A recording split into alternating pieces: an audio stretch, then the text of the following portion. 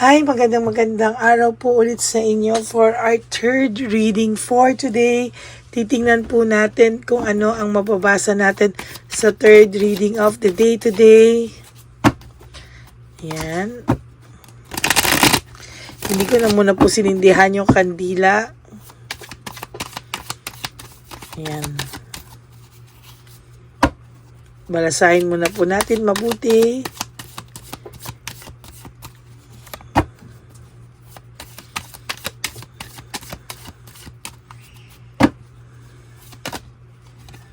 Yan.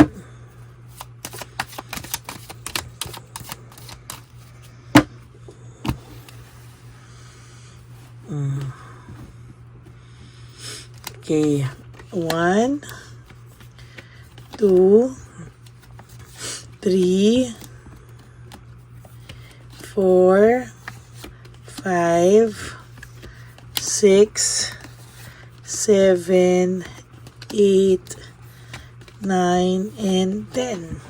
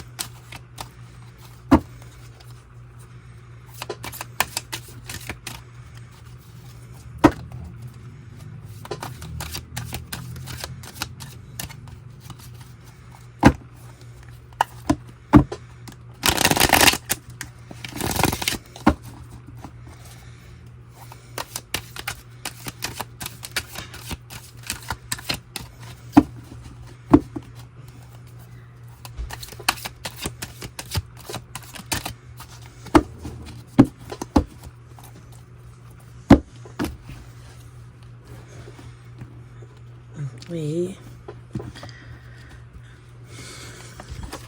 1, 2, 3, 4, 5, 6, 7, 8, 9, and 10.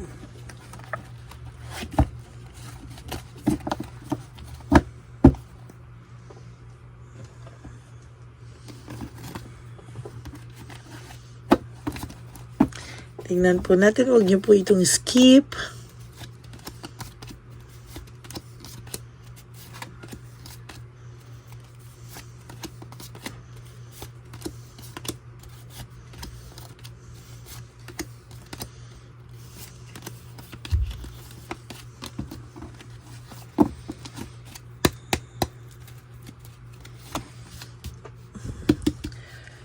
Sa ngayon po, sa nakikita ko, everything sa buhay mo ngayon ay connected na, no? Everything ay unti-unting nagpo-fall into places.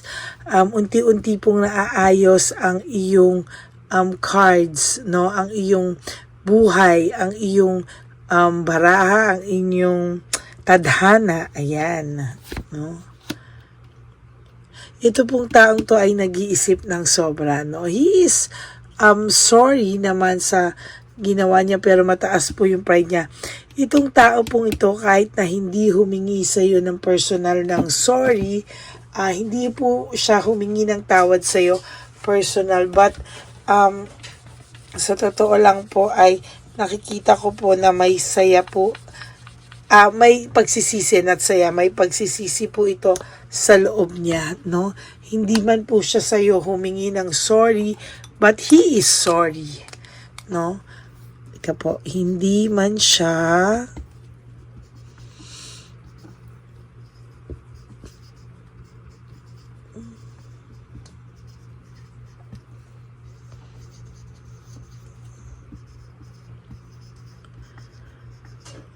pero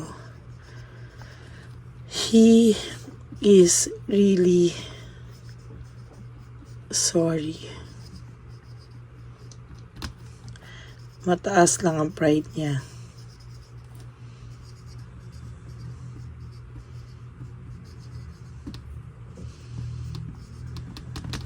Yan. Hindi man siya humingi ng sorry sa'yo, but he is really, really sorry. No? Ayan, no? May pagsusorry po ito sa'yo talagang nararamdaman. There's fulfillment sa'yo, no? Kahit po ngayon, alam mo na hindi naman to talaga nag-sorry sa'yo, pero knowing na he is sorry naman, nagsisisi siya, yun lang po talaga mataas ang pride nitong taong to. And sad to say, yan po ang pumipigil sa kanya to say sorry. Natatakot po ang taong ito sa rejection at talagang hindi niya po kayang matanggap yung rejection. No, there's change in sa ikot po ng gulong ng palad mo, ng gulong ng buhay mo. May good luck na po sa iyong parating. No, pero siya po, he is really sorry for himself. Why? Mataas po ang pride niya kaya hindi po siya maging masaya. Hindi niya po hinaharap na nagkamali po siya. And talagang sa nakikita ko po dito, talagang hindi niya na po kaya at talagang magulo ang isipan niya. No, ikaw po may intuition ka. You have a gift of intuition and a gift of instinct, sa totoo lang. Frustrated po siya, no? Hindi niya po kasi mailabas ano talaga yung pakiramdam niya. Hindi niya po masabi ano yung mga gusto niyang sabihin. Hindi siya makahingi sa iyo ng tawad. As a matter of fact, hindi po ito makahingi ng tawad sa iyo. No? Hindi po siya makahingi ng tawad sa iyo. Hindi po siya makapagbaba ng pride para sa iyo. Kaya yun po ang nagbibigay sa kanya ng matinding saloobin at dinadala. Pareho, change in cycle, no? May good luck na parating sa iyo. Papanik ka na po, no? Siya naman po ay pababa na. Sooner or later, you will have a very comfortable life. Magiging maayos ka po, mag-focus ka po muna sa sarili mo, avoid mo muna po pumasok into new relationship. Kailangan mo muna pong mag-heal, hindi po pwede yung from one relationship to another. Why? Hindi ko nabuksan to. No? Talaga pong hindi po pwede yung hindi ka nag-heal and then jump ka, doon po magkakaroon ng leche-leche yung buhay mo, to be honest with you. There's ambition and desire. Sa totoong buhay po, ang taong ito ay meron po siyang matinding ambisyon, pero hindi niya po lahat makamtan yan. Parang wala lang po sa kanya yan oh. Yan. Ay, nako. Yan Sa totoo lang, meron akong nakikita dito na somehow, ambisyon niya pa din na maging maayos kayo or goal niya pa rin is maging maayos kayo. No? Pero nalulungkot ito, hindi niya alam ang gagawin niya. Separation, naghiwalay kayo, dala-dala niya po yan. Dala-dala niya po yan. As a matter of fact, hirap na hirap po ang taong ito dahil hanggang ngayon, araw-araw, bit niya po yung konsensya niya. Satisfied po ito sa buhay niya. As a matter of fact, dati nung nandiyan ka, may guidance ka, maayos kayong dalawa, pero now, ay para na po siyang, para pong gumuho yung mundo niya, no? Siya po, sabi niya siya ang may kasalanan lahat kung bakit ganyan ang buhay niya. And to be honest, tama naman po, no? Siya po ang may kasalanan. Bakit po ganyan ang buhay niya? Self-victimization. Talagang yan po, There's avoidance and fear of change. Sa totoo lang po, meron ditong fear of change akong nakikita. Meron po ako ditong nakikita na kahit papano may takot po siya na you are going to move on from this kind of situation na may fear of rin siya na na-realize mo na walang pupuntahan yung buhay mo sa kanya. Natakot po siya na mag-move on ka without him. Kaya po ngayon pinaninindigan lang muna niya lahat. Kahit po sorry siya, natatakot siyang humingi ng sorry. Natatakot po siyang ipakita sa iyo na he is really sorry. dahil po sa kinakatakutan niya, sorry for my Tagalog, kinakatakutan niya po na ma-reject sa'yo. He has always been regretful naman at meron naman siyang resentment and he really wants to reach out. Pero po, nauunahan po siya ng takot. Nagsasacrifice na lang po siya na not to approach you. Dala-dala niya po yung bigat ng loob niya, araw-araw ng ginawa ng Diyos.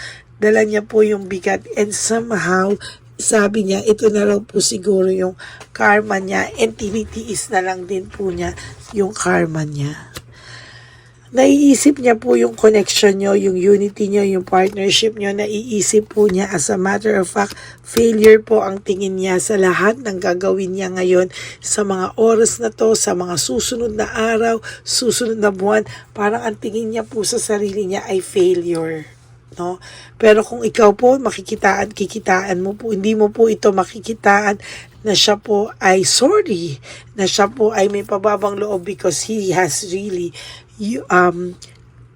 a huge pride, na malaking pride.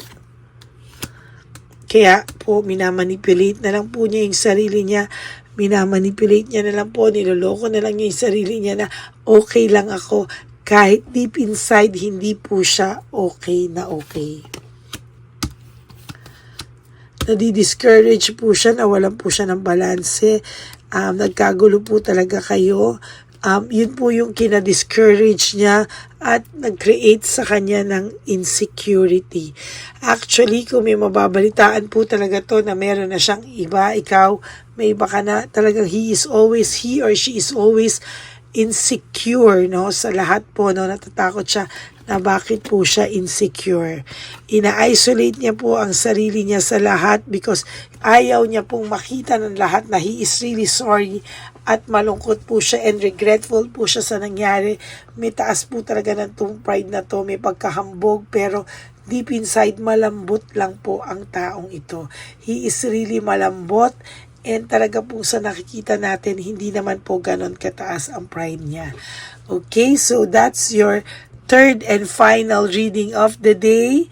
I hope you guys have watched the first and second video bago po tayo pumunta sa third video ngayon. Ayan, ano? Ayan, niraramdam ko lang po no?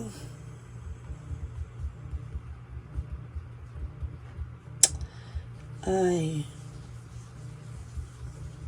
Grabe.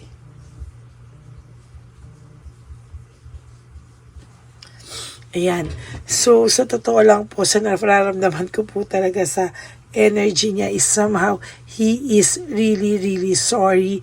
Pero hanggang ganito na lang po talaga yung pakiramdam niya. Okay? So that's it for your third and final reading for the day. I hope you guys enjoy po kayo and I hope na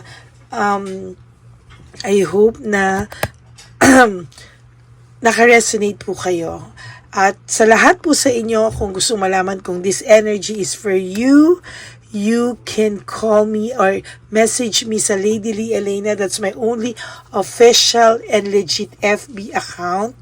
No, so sana po ay mag-message kayo dyan if you really want to have a private reading with me. Okay? And sana po no skipping of ads. And if you would like to give me a super thanks, I would really appreciate that and love that from the bottom of my heart. Okay? God bless you all. Sabi ko nga po sa inyo, to all my Lady Elena, solid and ever loyal friends, family, and subscribers, I love you all from the bottom of my heart. Maraming pong salamat sa inyong lahat. And God bless you all. Life is too short. Don't make it shorter by stressing yourself from all the pains and heartaches na binigay sa inyo ng kahapon. Just surrender everything to the divine universe.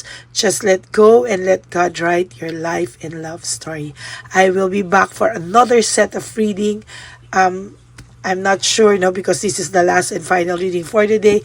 But if I feel that may time pa po ako, I will give you another one reading para naman po may bonus kayo sa akin ngayong araw na to.